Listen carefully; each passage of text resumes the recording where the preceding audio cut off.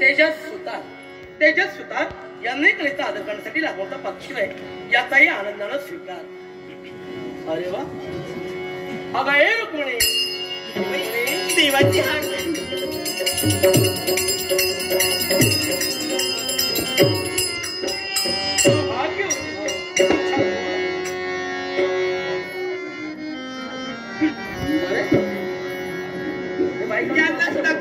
बायकोचं प्रेम नवऱ्याचं प्रेम कसं आता तर बरी होती आणि याच्यापूर्वी नमस्कार केल्यानंतर हाताला धरून होती अगं स्वागत चांगलं व्हायचं. आज झालं काय बायकोचं? आता ठरविलं बोलायचं नाही.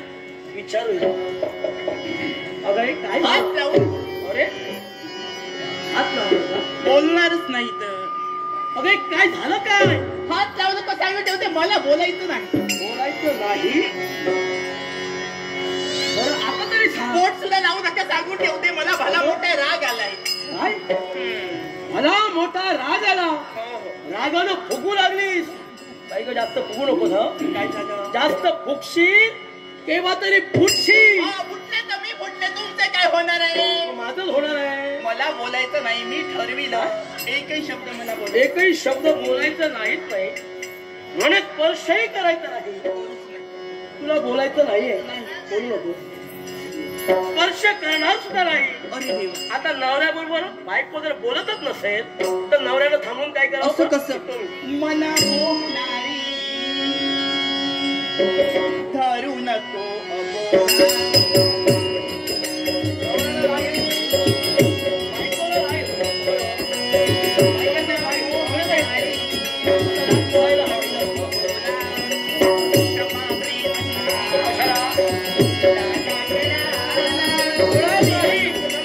बोलायचं सुद्धा नाही.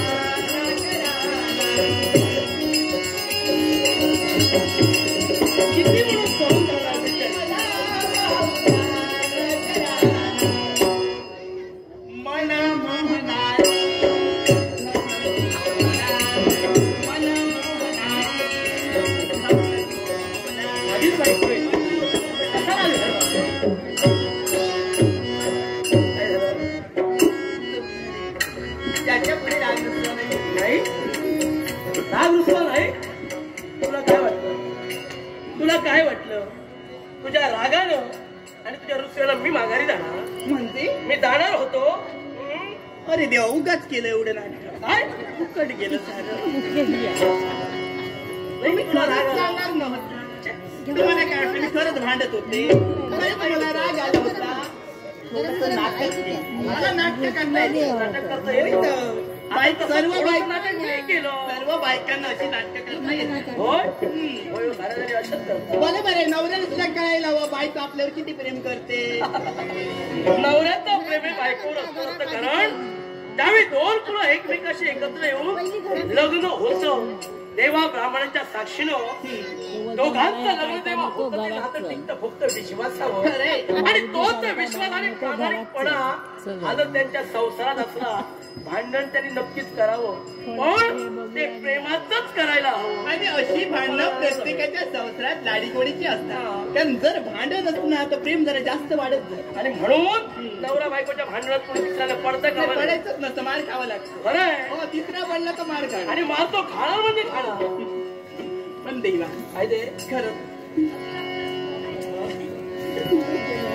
बायको नखरे करू लागली, नवऱ्यानं समजून जायला हवं. हिला काहीतरी सांगू कसं यांना.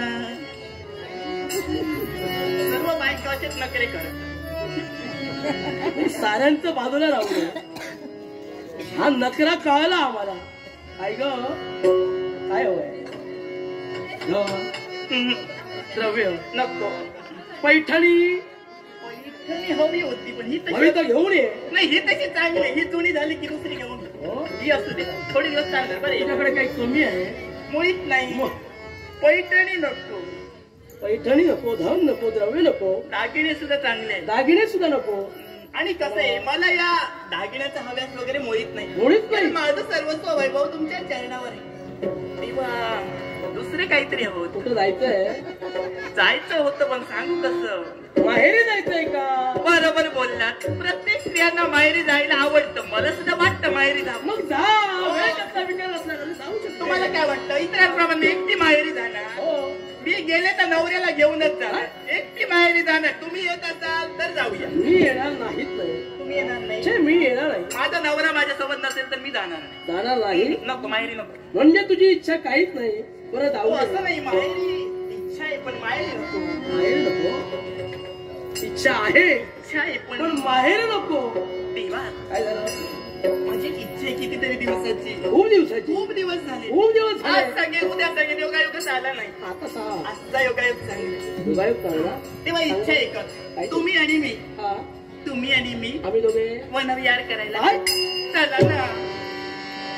नाही म्हटलं काहीतरी सांगायला ठरलेलंच आहे. कसं आहे तुझं?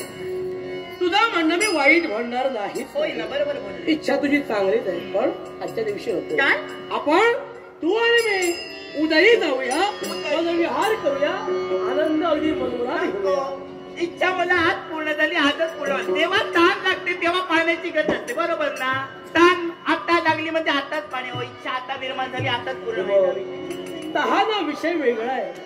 ते पाणी प्यायल्यानं शांत हो. इच्छा आज नाही तर उद्या पूर्ण करता येते. उद्या नको. इच्छा आज महत्वाची आहे. जर आज पूर्ण झाली तर त्याचा आनंद मिळणार आहे. उद्या मिळणार नाही. नाही तुझं म्हणणंही खरं आहे पण आज मी येऊ शकत नाही. का म्हणू? कारण द्वारकाधीश बलराम दादा विश्रांतीसाठी रेवतीवणीच्या माली गेले आणि द्वारकेची राजसूत्र अगदी माझ्या हाती येऊन गेले. तेव्हा त्यांचा शब्द मी मोडू शकत नाही. नाही. सर्व नवऱ्यांची कारण तयारच असतात. तुमचंच नाही सर्वांचे नवरे असेच करतात.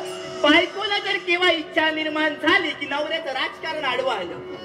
साऱ्यांचं असं नसतं. चालेल असंच असतं. प्रत्येक बायकोला इच्छा निर्माण होणार आणि नवरा काहीतरी कारण सांगणार नंतर भांडणं होतात संसारात. नाही भांडणं होतं हे बरोबर आहे हो, अशीच पण होतात. नवरा का सांगतो हे बायकोने ऐकून घ्यायला हवं. हो, मग बायको आता जबाबदार म्हटल्यानंतर ती जबाबदारी पूर्ण करणं त्याचं कर्तव्य नाही का? बरोबर आहे ना. हा. जबाबदारी पूर्ण करायला अगदी तरी खरं. मग बायकोची इच्छा पूर्ण करणं ही नवऱ्याची जबाबदारी आहेच ना. आहे ना. मग का पूर्ण होत पण नाही? प्रत्येक गोष्टीला वेळ काळ मर्यादा असते. आता मी म्हटलं आजच्या दिवशी राजसूत्र माझ्या हाती जातात.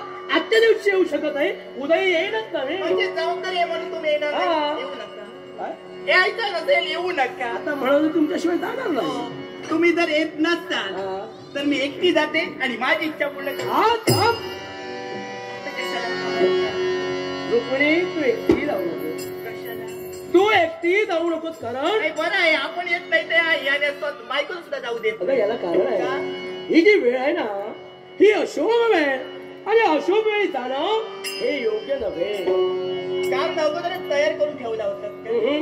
आता तुला सांगायला भाग नाही, प्रत्येक वेळी सांगते तसं एक एक कारण पुढे करता. आता म्हणालात वेळ अशुभ आहे, मला सांगा हो, वेळ अशुभ म्हणून तुम्ही म्हणाला. मग या अशुभ वेळी एखादा भक्त संकटात असेल तर तेव्हा तुम्ही काय करणार? भक्तासाठी देव तिच्यावर जाईल, पण अशुभ वेळ ही कळून सुद्धा त्या अशुभ वेळी जाणं हे योग्य कितपत आहे? देवा, जर तुमचा आशीर्वाद असेल ना तर या शुभ अशुभाचा विचार करत नाही. तुमचे फक्त आशीर्वादाची मला गरज. अगं, माणसावर संकट काय येतात तर कदाचित झालेले संकेत हे त्याला कळत नसतात. तुला आता मी अशुभ वेळ सांगितली आणि म्हणून ती अशुभ वेळ न मानता तू जाण्याचा हट्ट करू लागली. पुढे काय घडेल या दोष माझाच तेव्हा संगीताचं तुम्ही सांगता, पण मन इंद्रियांचा राजा. माझ्या मनाला आता इच्छा निर्माण झाली, मग तिथं माझा दोष झाला का? आता तुझ्या मनाला तुझी इच्छा निर्माण केली, मग माझ्याही मनानं आता सांगितलं हे एवढं शक्य नाही. इथं माझं काय चुकलं? तेव्हा त्याच मनानं मला आता सांगितलं, मला इच्छा आता झाली, त्या इच्छेची आता पुढे व्हायला माझी विनंती. मला हट्टी होऊ नकोस. तुला ही नवऱ्याची आज्ञा आहे, तू वनविहारासाठी जाऊ नको. देवा, आतापर्यंत पती आज्ञेचं कधी मी उल्लंघन केलं नाही, पण या क्षणी जर माझी इच्छा पूर्ण होत नसेल तर यावेळी पती आज्ञेचं उल्लंघन करून हे रुक्मिणी निघाली. रागानं अगदी तोऱ्यात निघाली. होय, जाणार म्हणजे जाणार. जरी गरज लागली माझी येणार नाही, लक्षात ठेवा. जरी आठवण काढा कधीतरी रुक्मिणी आहे रुक्मिणी असं म्हणा, येणार नाही. लक्षात येणार नाही म्हणजे नाही. तुझी जातेच ती कायमची जाते. तुम्हाला काय वाटलं? जाते ती एका दिवसासाठी जाते, आता जाते ना ती कायमची जाणार, येणार नाही. कारण माझी जर तुम्हाला गरज नसेल ना तर इथं पाय सुद्धा ठेवणार. कायमची जाणार, पण सारे जण तुलाच नाव ठेवतील. ही नवऱ्याला सोडून आलेली बायको आहे. नवऱ्याला सोडून आली बायको मला जग दुसरा देणार आहे, पण त्यावरून एक गोष्ट विसरणार, माझ्यापूर्वी तुमचं नाव घेणार आहे. कारण ही कृष्णदेवाची बायको, म्हणजे तुम्हाला दोष लागणार नाही का? नाही, पण या साऱ्यांना माहित आहे देवाच्या 16,008 बायका, आता 16,007 बायका पुण्या गोविंदानं नांदतात आणि एक जर रागानं गेली दोष कुणाचा? चुकलं तुमचं नाही, चुकलं आमचं. ज्याची एक लाडकी असते ना त्याला बायकोची गरज असते. आता तुमच्या 16,008 बायका त्यातून एक गेली तर तुमचं काय बिघडतंय? एक लाडका नवरा आहे याचा विचार करायला एक लक्षात ठेवा, एकासारखी एकच असते, एकेची जागा दुसरी घेऊ शकत नाही. मी गेले, माझी जागा भरून येणार नाही आणि मनाला दोष तुझ्यात आहे की माझ्या पटवून दे.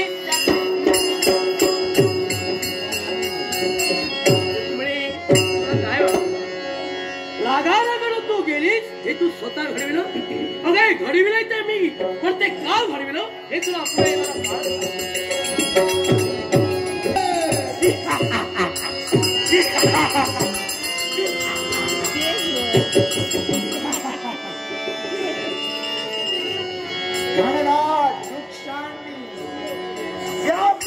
अरण्याचं जर का निरीक्षण केलं गेलं असेल कोणही भयान भेसुडता ज्याप्रमाणे अमावास्येची काळी कुट्ट रात्र बोलल्यांची बोलले राग किड्यांचा किर्रतावा काही वर्ष लोटली आतापर्यंत हा दिंडिकासूर या अरण्यात वास्तव्य करतो. मग जो मनुष्य प्राणी पशु माझ्या नेत्रासमोर दिसेल त्यांना भक्षण करण्याचं कर्तव्य मी माझ्या जीवनात करतो. मग जो मनुष्य या अरण्यात आला त्याला कुणाच्या मागार नाही, त्याच मरण हे अटळ. मग आजच्या दिनी पाहताय तर काय एकही भक्ष माझ्या नेत्रासमोर दिसत नाही. लागली ती भूक जगाली भेट घेतो. मग ते समोर दिसणार घनदाट अरण्य या अरण्यात दबा धरून बसावं जेणेकरून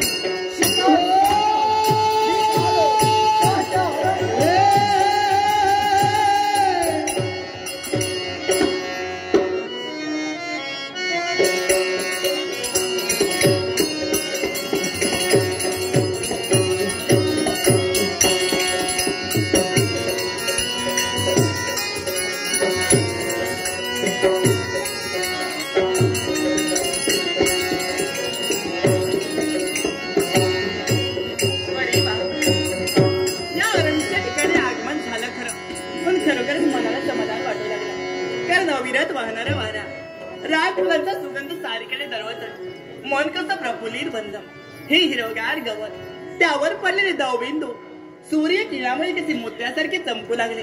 जणू काही या वसुंधरेनं रत्नजडी शादूत पांगलाय काय असा भास मनाच्या ठिकाणी होऊ लागला. एवढंच नव्हे तर हा वेड्या वाकड्या वनानं खळखळ खळखळ करत जाणारा झाला.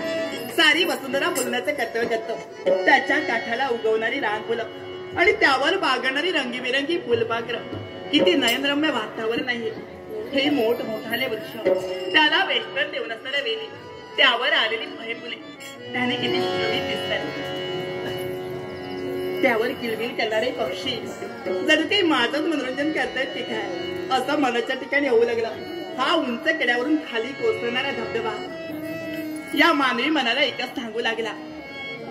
सुखासाठी कधी हसावं लागतं, कधी रडावं लागतं. सुंदर धबधबा बनायला पाण्यालाही वरून खाली पडावं लागतं. या निसर्गाची किमया फारच वेगळी आणि म्हणून या सौंदर्याचा आस्वाद लुटावा. हे काय या आमरावशावर बसून ती सुमधुर गायन करणारी कोकिळा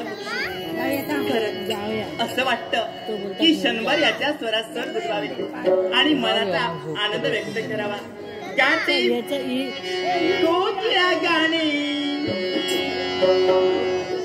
एक उंच भरारी घेतली आणि या बाजूला येऊन बसली.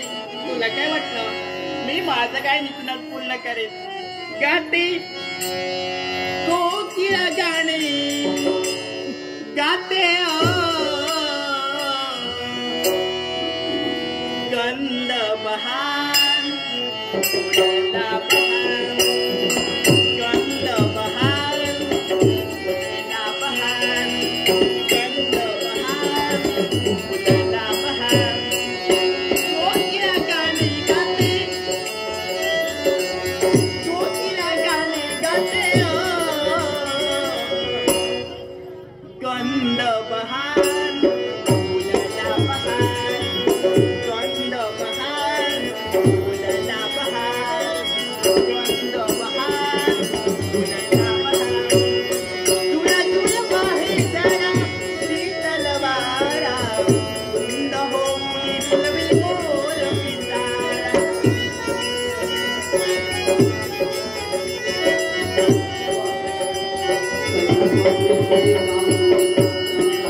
तुळा तुळ वाहे जरा शीतल वारा, कुंद होऊन फुलविल मोर पिसारा. आला वसंत ऋतू आला, वसंत ऋतू आला. गंध बहार फुलेला बहार, गंध बहार फुलेला बहार, गंध बहार. तुळा तुळ वाहे जरा शीतल वारा, तुळा तुळ वाहे जरा, तुळा तुळ वाहे जरा शीतल वारा, कुंद होऊन फुलविल मोर पिसारा. अरे वा, किती तुळा तुळ वाहे जरा शीतल वारा, कुंद होऊन फुलविल मोर पिसारा. आला वसंत ऋतू आला, वसंत ऋतू आला. गंध बहार फुलेला बहार, गंध बहार फुलेला बहार, गंध बहार फुलेला बहार, फुलेला बहार फुलेला बहार. समाधान वाटलं मनाला.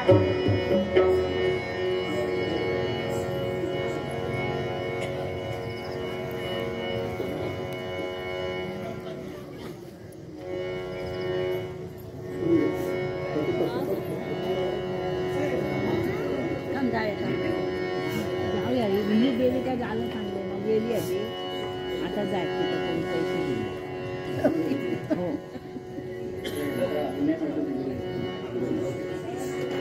नाट्यसिको कैलासाचे श्री श्यामसुंदर सीताराम सावंत यांच्या स्मरणार्थ श्री रामेश्वर माऊली मित्रमंडळ मुंबई यांनी माझ्या स्त्री अभिनयासाठी हे लाख मुलाचं 500 रुपयाचं पारितोषिक दिलंय.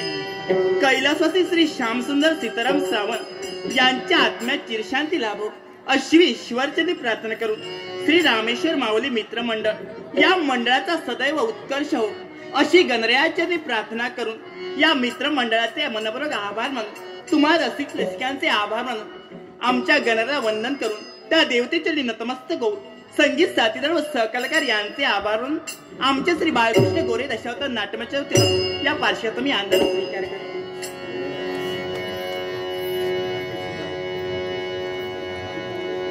त्याचप्रमाणे श्रीमान धाकू सुतार यांनी माझ्या कलेचा गौरव करण्यासाठी लाखमोलाचं पारितोषिक दिलं.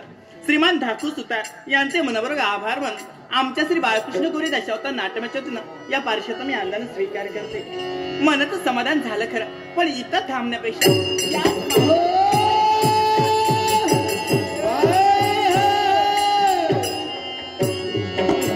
तरी बरं हा कुठून आला मरू दे आपल्याला. मार्गानं मार्गक्रमण करतोय खरा, पण माझ्या नेत्रासमोर अनोळखी स्त्री आलं माझ्या ध्यानी. स्त्रीचा मोह कुणाला नाही आवडणार. स्त्री आहे तर सगळं आहे. माझ्या मनातील भावना जागृत झाल्या, मग असंच करावं. या स्त्रीची विचारपूस करावी हेच योग्य. नाटस्को कैलासवासी श्यामसुंदर सावंत यांच्या स्मरणार्थ रामेश्वर माऊली मित्रमंडळ श्रीमान किशोर सावंत यांच्याकडून माझ्या कलेचा गौरव करण्यासाठी हे लाखमोलाचं 300 रुपयाचं पारितोषिक दिलंय. त्यांचे तुमच्यावर म्हणून आमच्या बाळकृष्ण गोरे दशावतार नाट्यमंडळाच्या वतीनं या बक्षिसाचा आनंद स्वीकार.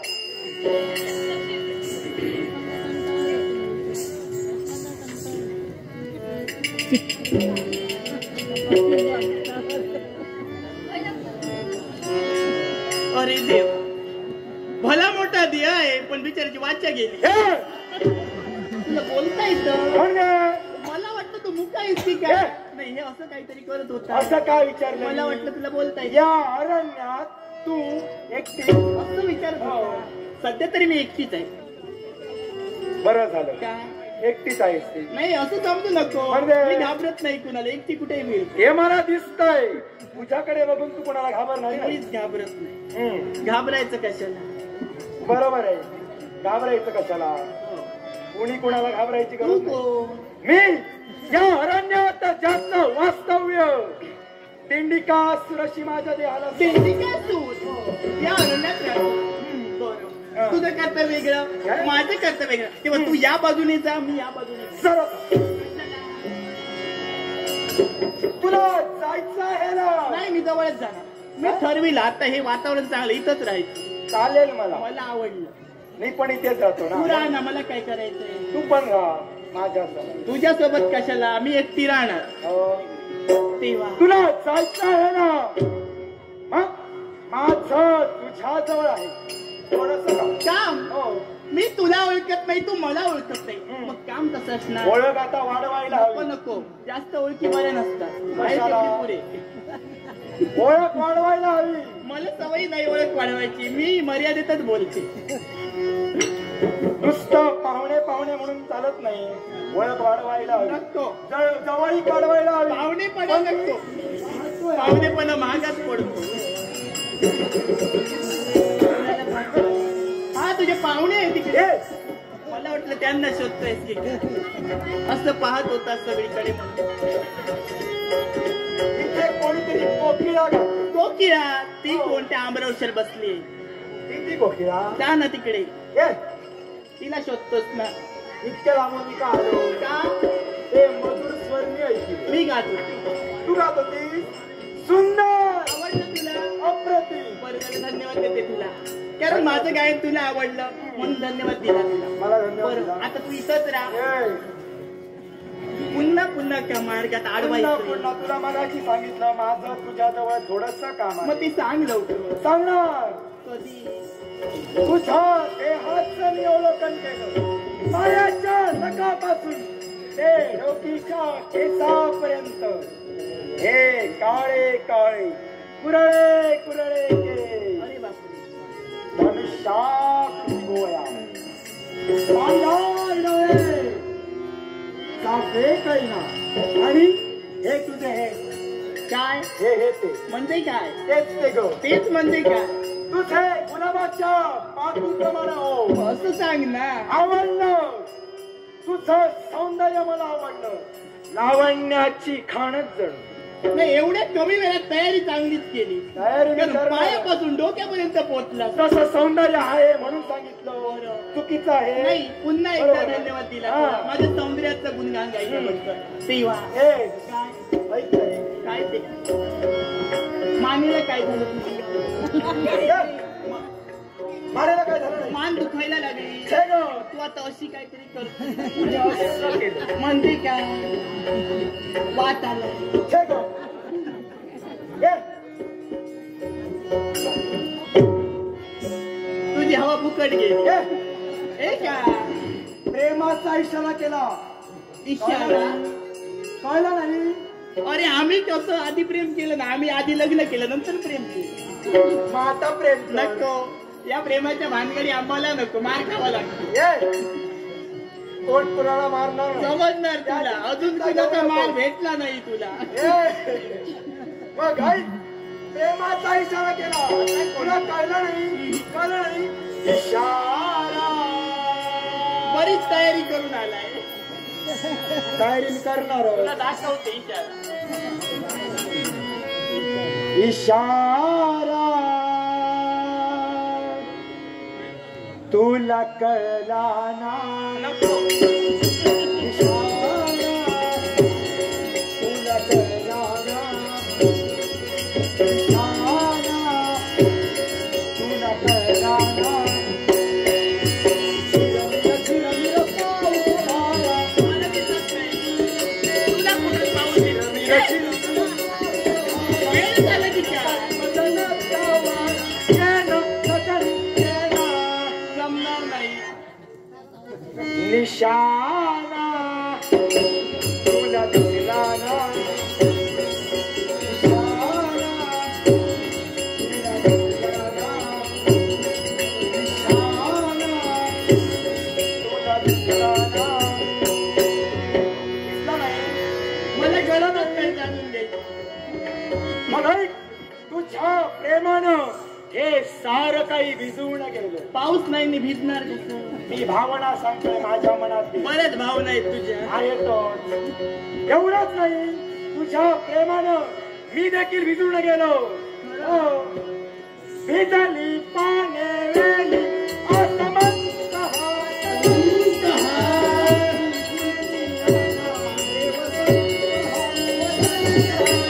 भिजली पाने वेली आसमंत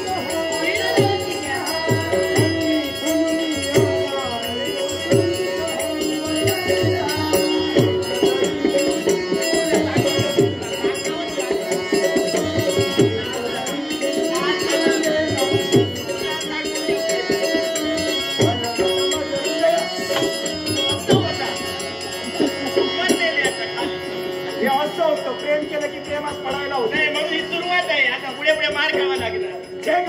मी मार खातो. प्रेमात सर्वजण तसेच पडतात तरी तू बरा सरळ पड प्रीत जरी भिजून तू ये ना. ये ना, सजनी ये ना. जमणारच नाही निशाना तुला दिसला ना. निशाना तुला दिसला ना. तुला सांगून दे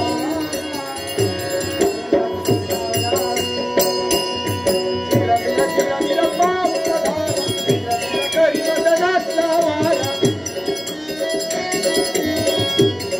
हे पहा, पावसाचं पाणी पडू लागलं चिरमिर पाऊस झाला. चिरमिर करीत दनातला वारा.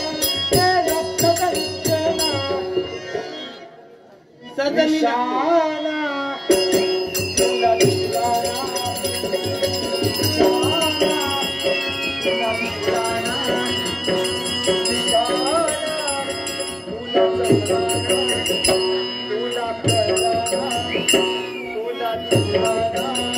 कारण तुझा निशाणाच चुकला. चुकीच्या जागी निशाणा लावला. कारण ज्या जागी तू निशाणा लावलास ना ती अगोदरच निशाणी आहे. चालेल मला चालेल. काय चालेल? मला चालेल. तुला चालेल, आम्हाला नको चालायला.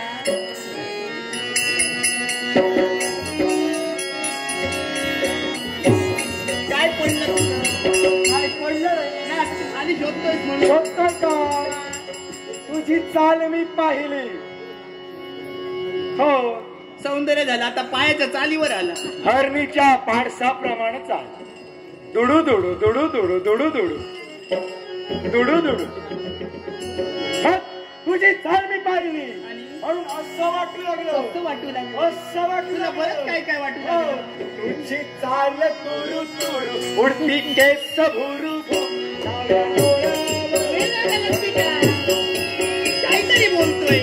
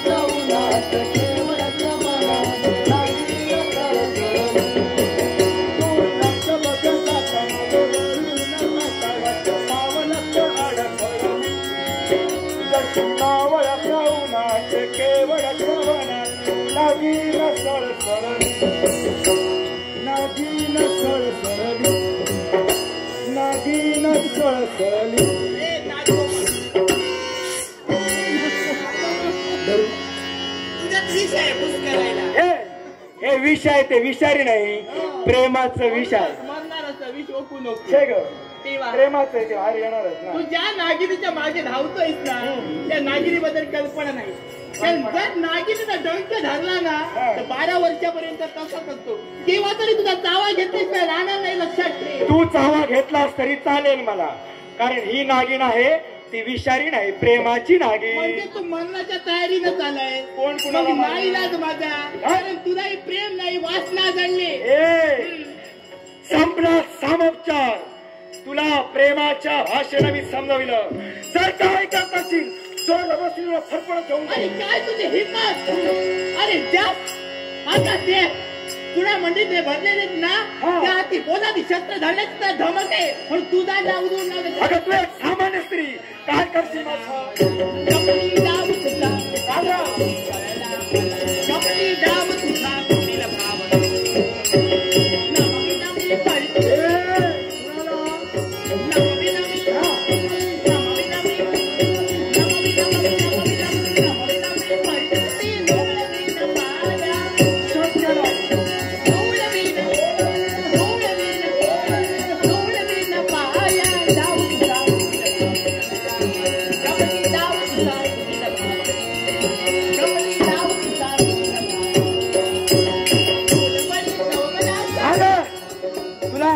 चढला त्या सौंदर्याचा.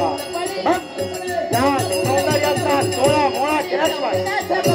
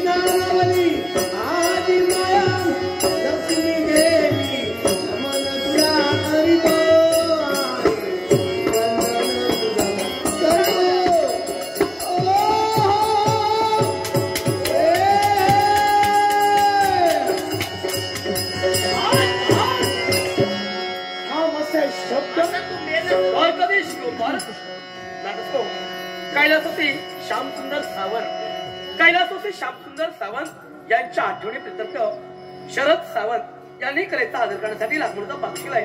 त्यांचे आभार म्हणून त्या पादुष्काचा स्वीकार कैलासवासी श्यामसुंदर सावंत यांच्या आत्म्यात शांती लाभो अशी ईश्वराने प्रार्थना करून याचा स्वीकार. तसेच दिशा शिरोडकर यांनी कलेचा आदर करण्यासाठी लाकूडचा पाक केलाय. दिशा शिरोडकर यांचे आभार म्हणून बाळकृष्ण गुरुदेव नाट्य म्हणजे या पादुष्काचा आनंदाने स्वीकार.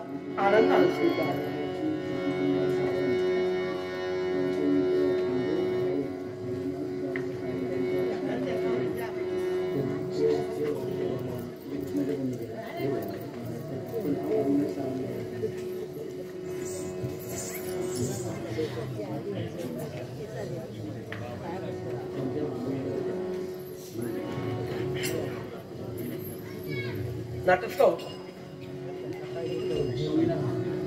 कैलासवासी श्री श्यामसुंदर सीताराम सावंत, कैलासवासी श्री श्यामसुंदर सीताराम सावंत यांच्या आठवणी प्रित्यर्थ त्यांचे भाऊ अविनाश सावंत यांनी माझ्या कलेचा गौरव करण्यासाठी बहुमोस 500 रुपयांचा पारितोषिक दिलाय. कैलासवासी श्री श्यामसुंदर सीताराम सावंत यांच्या आत्म्यात शांती लाभो अशी ईश्वराने प्रार्थना करून श्री अविनाश सावंत यांचे आभार मानून तुमच्या बाळकृष्ण गुरुदेव नाट्य या पारितोषिकाचा आनंद स्वीकार. हे दिंडीकासूर तो अनारमा विचार त्याच्या तुझ्या करवी घडला जातोय. याला वेळेचा पालन माघारी जाण्यासाठी आज दिंडीकासूर आहे. माझ्या कर्तव्याची परिपूर्ण करेल देवघाट मी माघारी नाही. मग माघारी नाही राहत सांगू तर काय करत असेल तुझ्या जीवनाचा शेवट कोणत्या प्रकारे माझ्या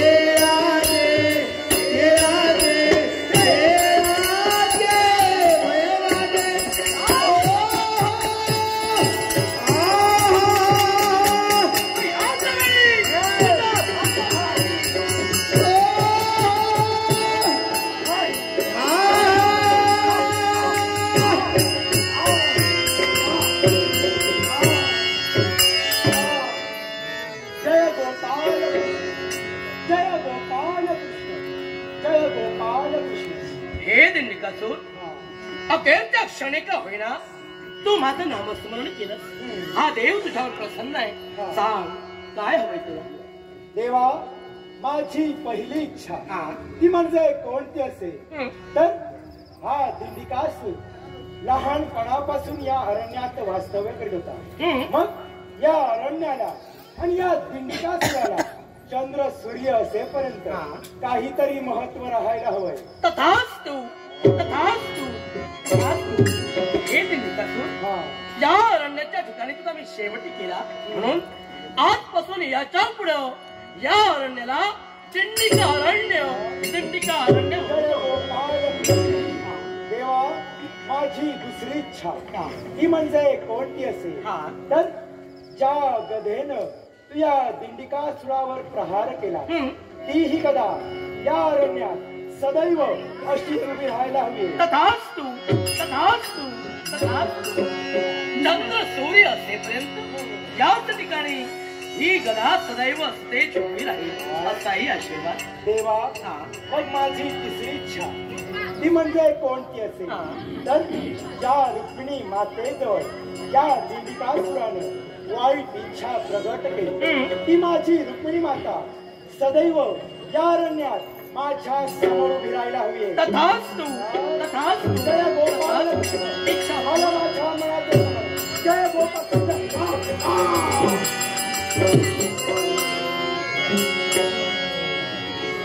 आता कुठं जाय चूक झाली माझी. कळालं. तर पती आज्ञा अमान्य केल्यामुळे हे संकट माझ्यावर ओढवलं. यापुढे पती आज्ञेचा कधी अवमान करणार नाही. हे तुझ्या कर्मी मीच घडविलं. कारण या दिंडिकासुराचा एका मला शेवटून त्याला मोक्ष द्यायचा होता. त्याची इच्छा पूर्ण करायची होती म्हणून नाट्य मी घडविले. तेव्हा आता संसाराचा त्याग करू इथपर्यंत तू आलीस म्हणून सांगतोय. तर याच वेळी सहजच म्हणाला रुक्मिणी ज्या संसाराचा तू त्याग करून आलीस त्या संसारात पुनश्च पदार्पण कर.